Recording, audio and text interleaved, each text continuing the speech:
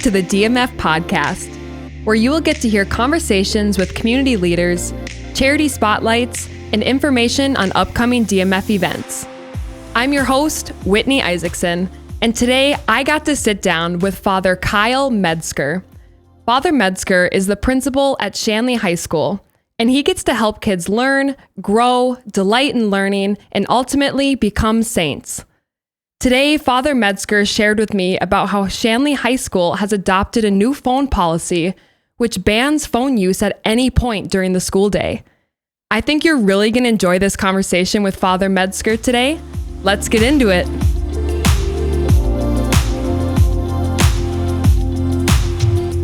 Awesome. Well, welcome to the podcast. We are so excited to welcome Father Kyle Metzger to the podcast today.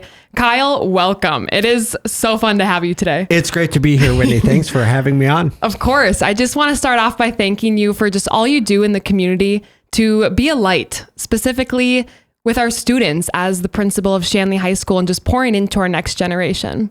But yeah, so kind of jumping into my first question for you, kind of diving in, you're the principal of Shanley High School. I'm kind of wondering, what are you most passionate about in your work?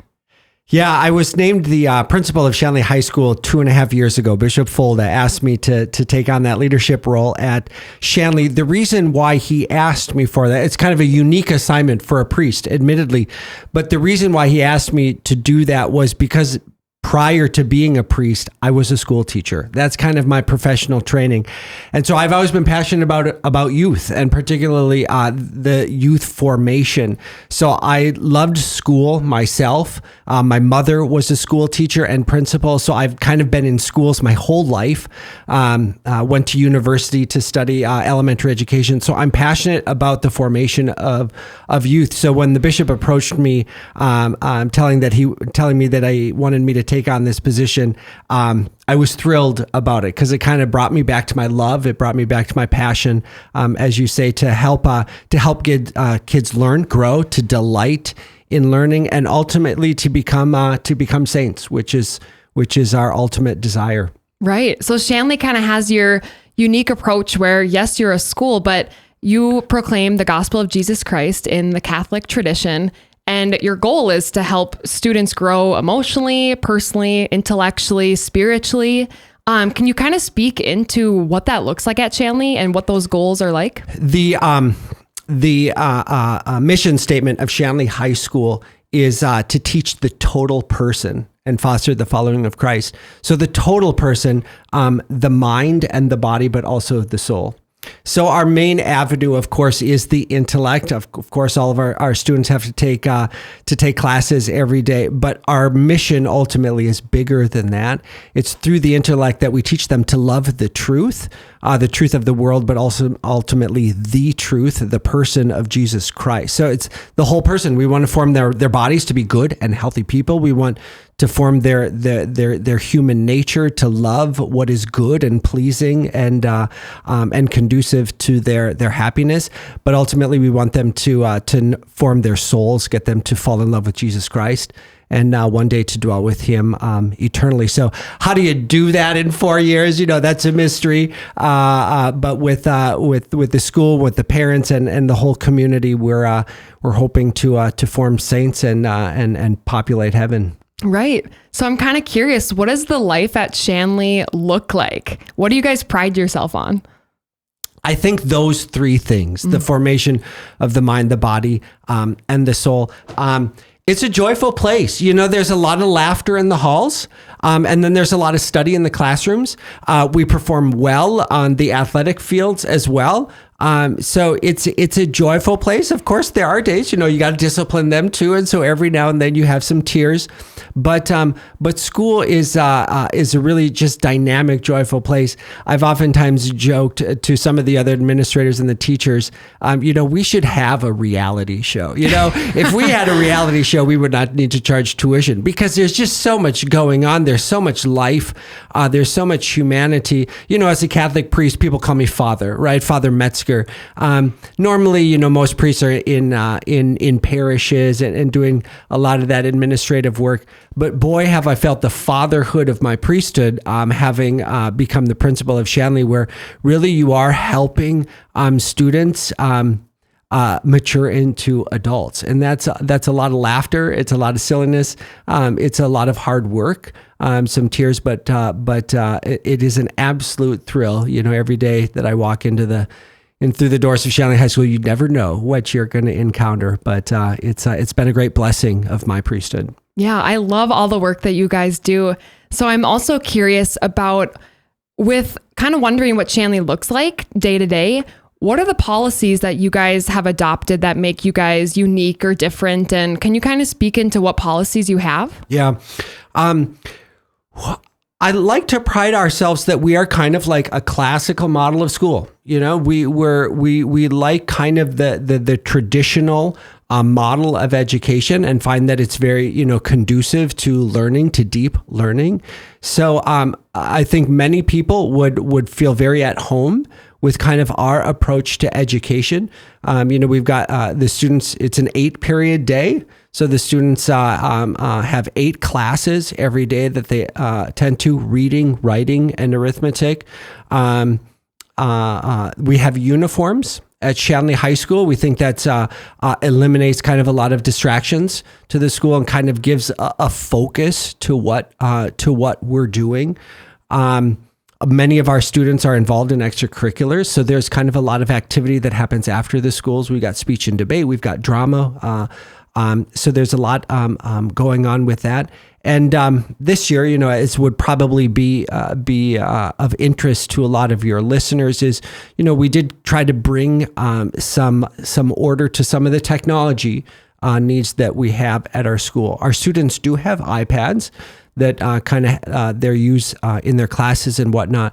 But this year we decided to kind of take another step forward with kind of bringing some order to their use of their own personal technology. And so kind of having some strict guidelines on mobile phone use that we did this year. And I think what it's done is it's cleared away kind of a lot of the distraction, so that really we can focus on what schools are about, is ultimately academics and the wider kind of like human formation of the students. Right. So I kind of want to zone into this policy around the technology use. Sure. Can you explain exactly what the policy is that you guys have? Yeah. Could I give like a bit of the development of it? Because it'll kind of see how it blossomed. It's been kind of a process that we have put a lot of thought into it. So let me kind of give the lead up to where we're at now this year. I was named principal 2.5 years ago. Now, this was right when we were coming out of COVID.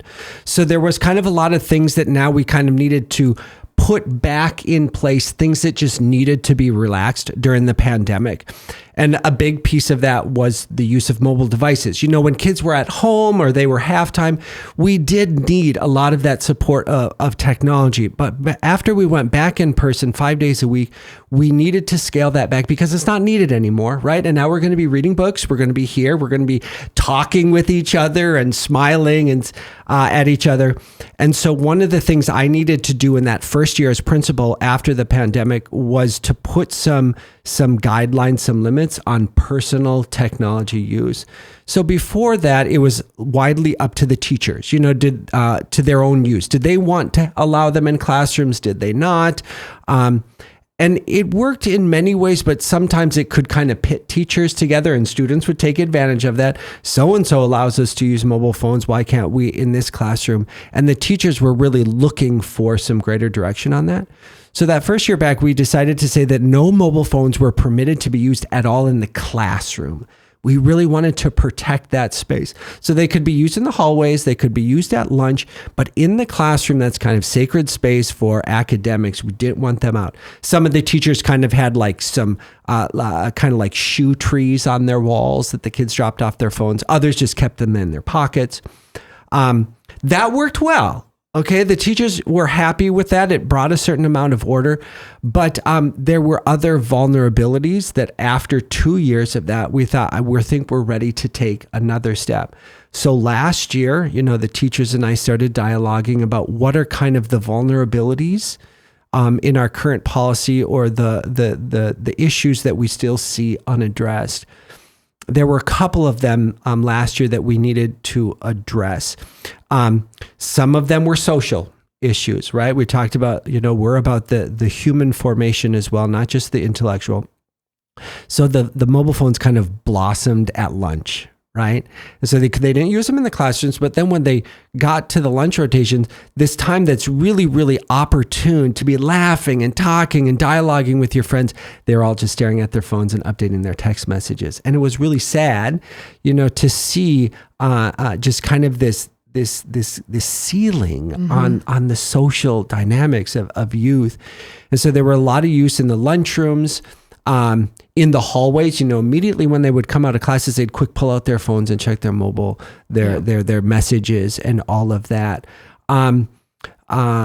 Sometimes there was, kind of some mischievous behavior, quite frankly, that would take place where, they'd take a picture of something, send it to their friends, and there'd kind of be this back and forth, things that was difficult to kind of get a handle on when a lot of that stuff was happening on those back channels of their devices. So it was helping preserve the time in the classroom, but there were other problems that we needed to address. So the teachers and we read a few articles, on kind of a lot of the social research that's coming out about teen mobile phone use and kind of what it's doing to their mental health and whatnot. And we thought we need to take another step.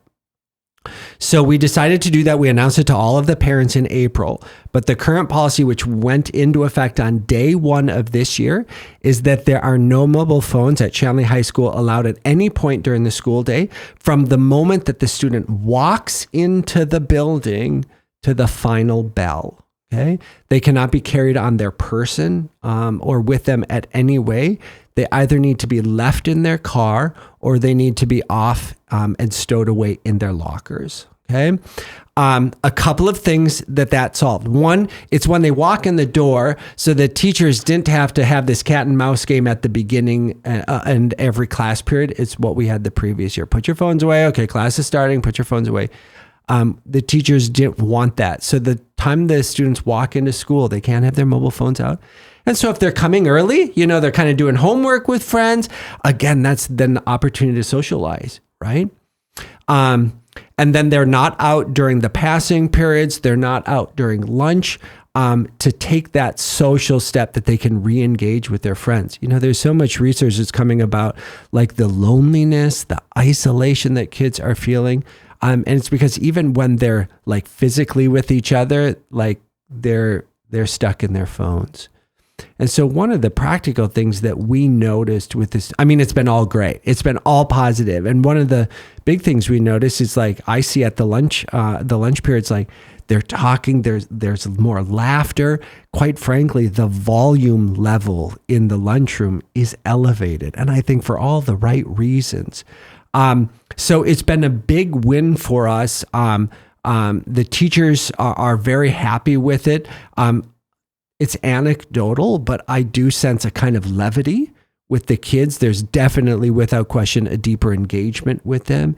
And it's just been a very smooth semester, quite frankly. That could be for a number of reasons, but I think in large part that is to this, more aggressive, you might use that adjective, this more aggressive or maybe more intentional choice to kind of help the students really to bring kind of some moderation to their use of technology.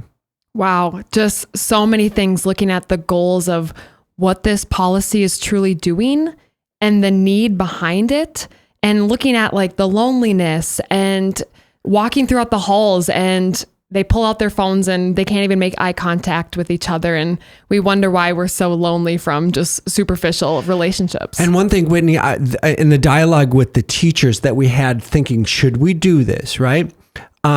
Most of the teachers were right on board, but there were a few that were skeptical, right?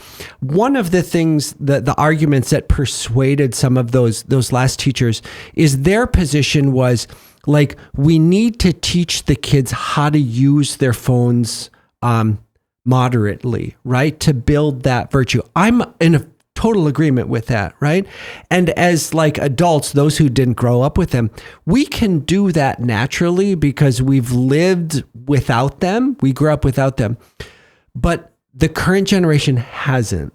They have no experience of what it's like just to sit down at dinner at a restaurant and to not engage the mobile phone. They do not have any experience with that.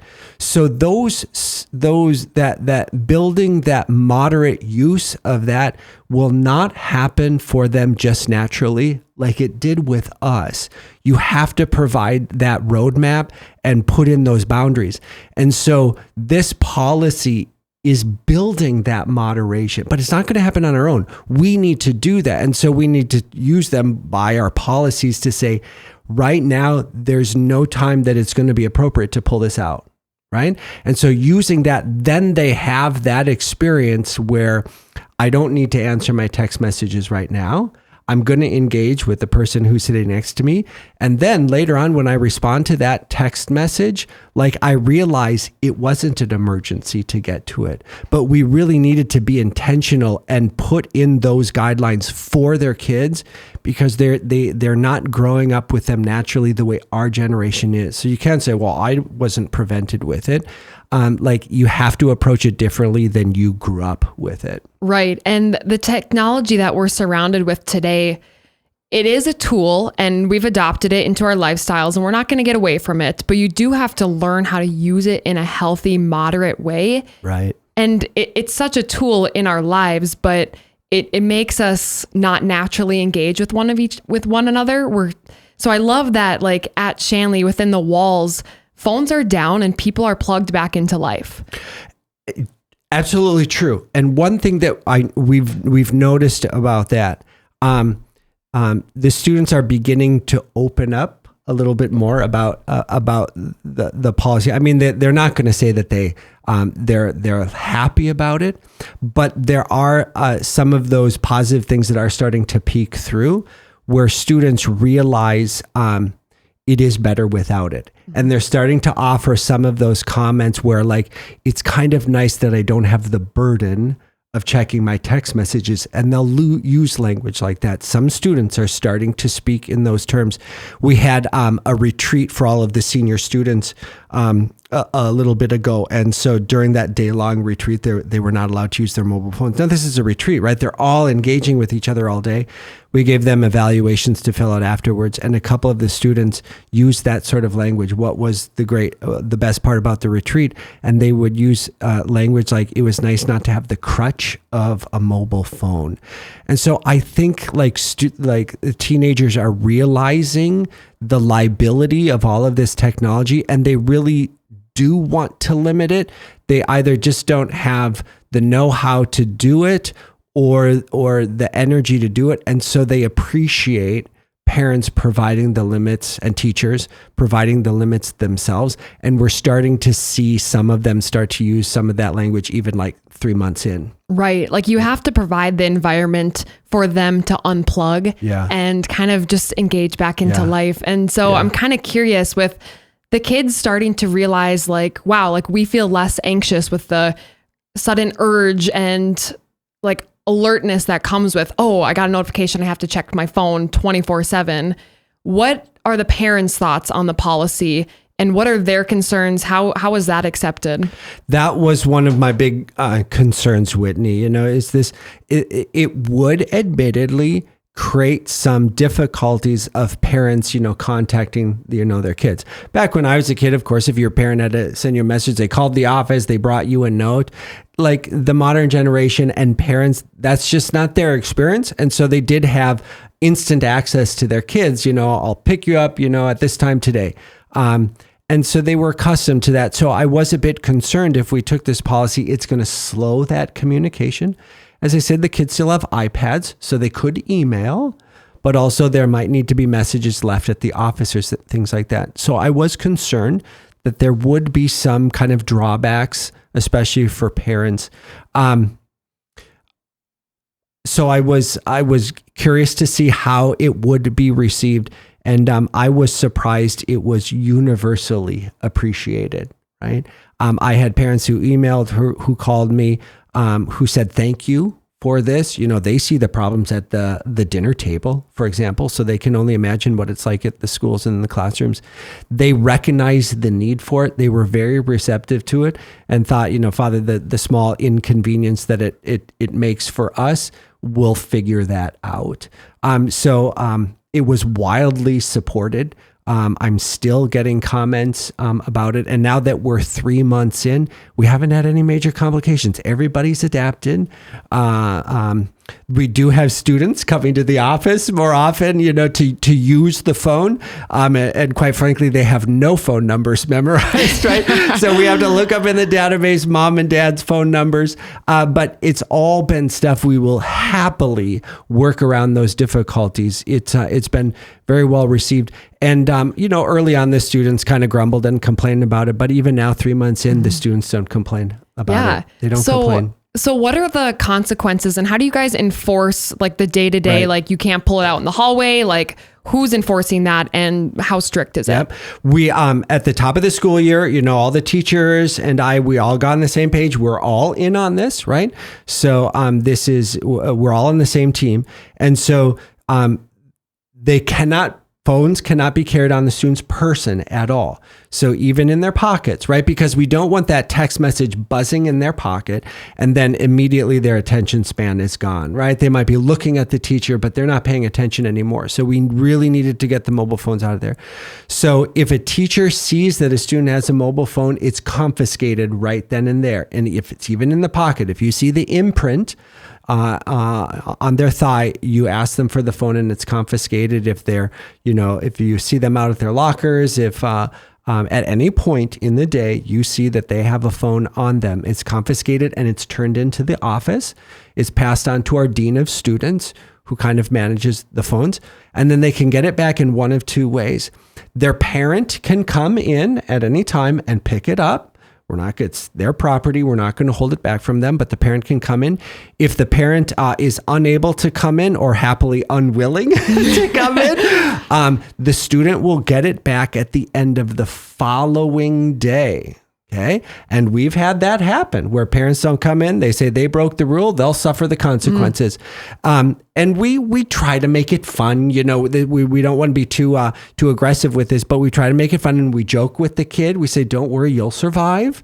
You're going to have the best night of sleep you've ever had in your whole life. And then we give it back to them at the end of the next day. We need it. That is kind of a significant consequence. But we needed to have teeth in the policy that, if you take your phone out, there will be consequences. And after they lose it for that one day, they're pretty careful about not bringing it out again. So it's worked well. We still confiscate phones occasionally, certainly, but it's much less. At the beginning of the year, I think the students wanted to test it out. How serious are we with this? And they realized, oh my goodness, they are. And we still confiscate phones occasionally, but not very regularly. And the kids get the message. They know that this is what the school's expectations are. But I go back, Whitney, to what I said earlier is they do appreciate it in the end. And I think they appreciate kind of the guidelines and the intentionality of it, that they don't have to have the pressure of having their phone in their pocket because they know their friends don't have it. They're not getting texts anyway. So let's just all buy into this. And quite frankly, we will all be happier. Right. I'm using adult language, but I get the sense that's a lot of their perceptions. Right. And what a breath of fresh air to just feel that burden lifted. Have you guys tackled the smartwatches? Yes, they're part of that prohibition. Okay. So you can't have like an Apple Watch or other devices that kind of sync to your phone, because that's the thing. I mean, you would get messages on your smartwatches. So that's part of the prohibition. So you got to buy this crazy old watch that has a dial on it. So they can have watches, but they cannot be smartwatches that are able to receive a signal from their phones. Great. Wow. So awesome that you guys are working with this. Now, one thing, Whitney, too, is, I think kind of in the region, we're kind of unique in this, but we're not unique nationally, and this is catching on. I think in 10 years, this is just going to be standard at school.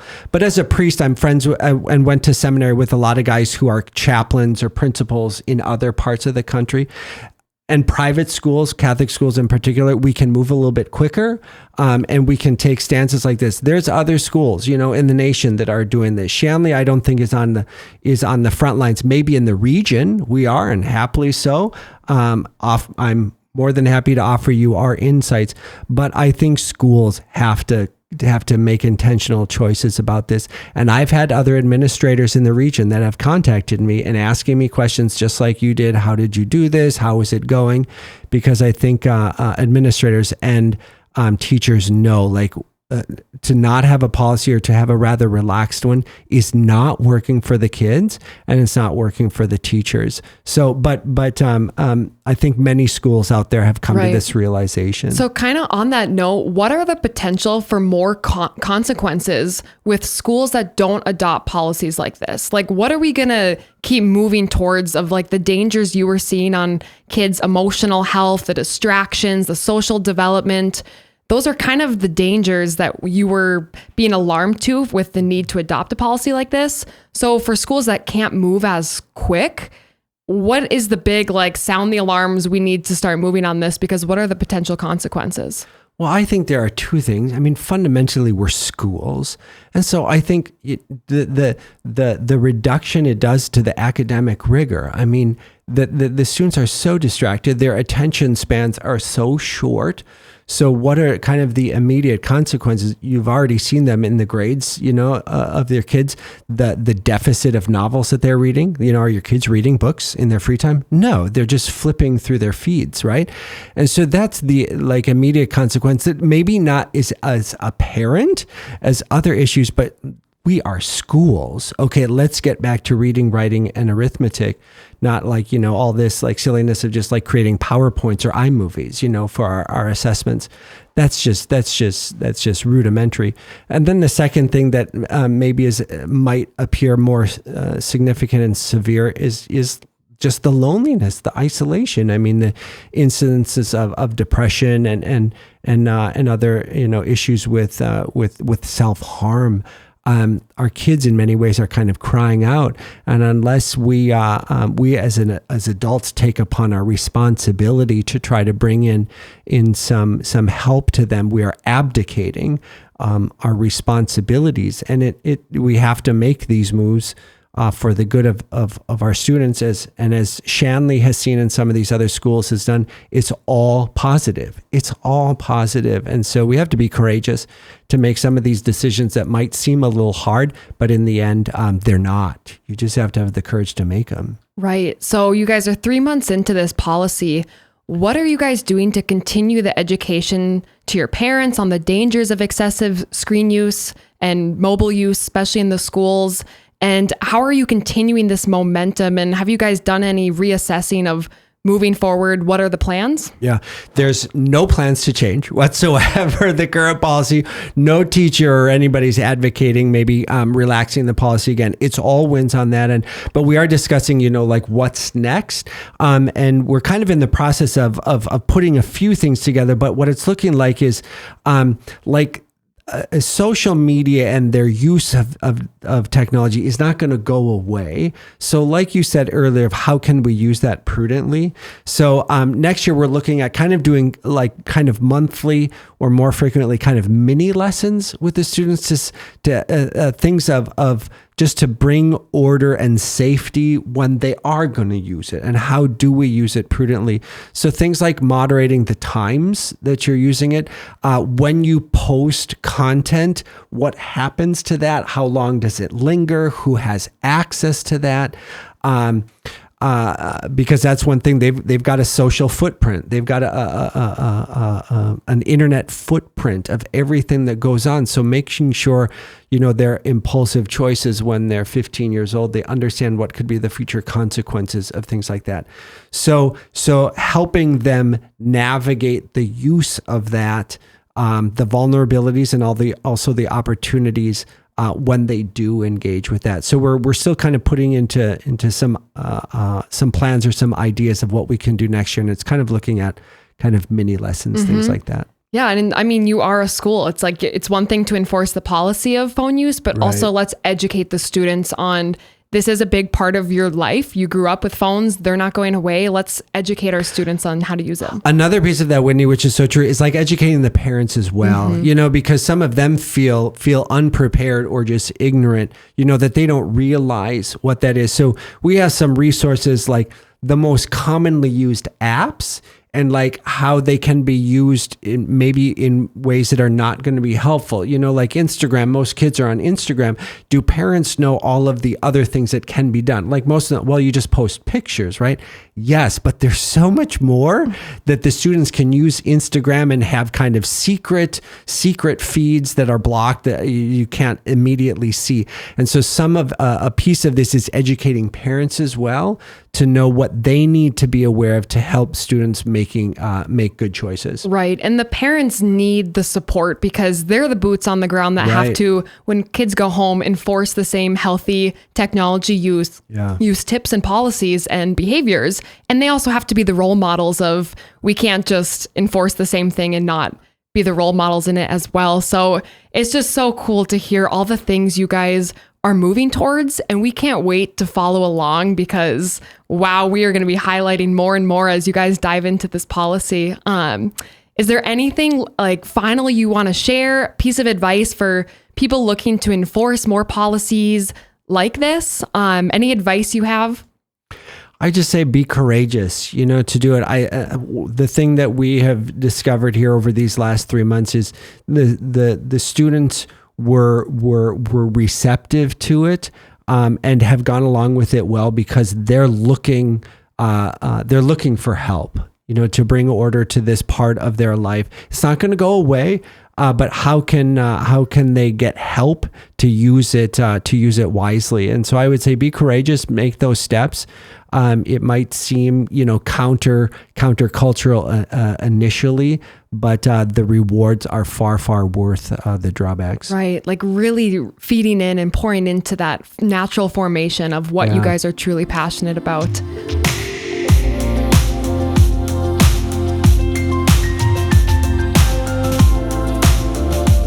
What a great conversation with Father Metzger today. We got to learn about how Shanley High School is combating digital addiction with a phone ban policy. And the positive responses they've gotten from students and parents is just crazy. Thinking about taking away phones today in school sounds really harsh, but also things have changed since when us adults used to not have phones in school. So I understand why this is a great need today. And I can't wait to hear more about this. All right, folks. That wraps us up for today. Thank you so much for listening. We hope you enjoyed this episode, and we'll catch you next time on the DMF Podcast. This is Whitney, and I'm clocking out.